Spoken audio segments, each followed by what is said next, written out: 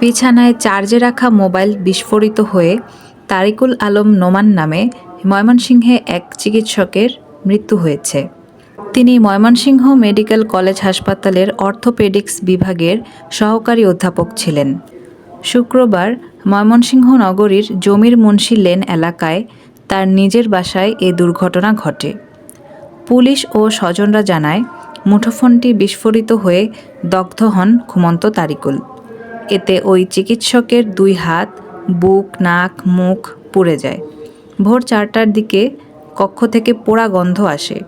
এ অবস্থায় পরিবারের লোকজন দরজা খুলে তারিকুল ইসলামকে পড়ে থাকতে দেখে হাসপাতালে নিয়ে যান।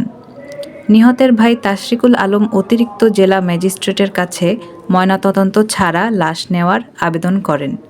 চিকিৎসকের মৃত্যুর ঘটনায় পরিবারের পক্ষ থেকে কেউ কথা বলতে রাজি হননি। সংবাদের সূত্র, কালের কণ্ঠ।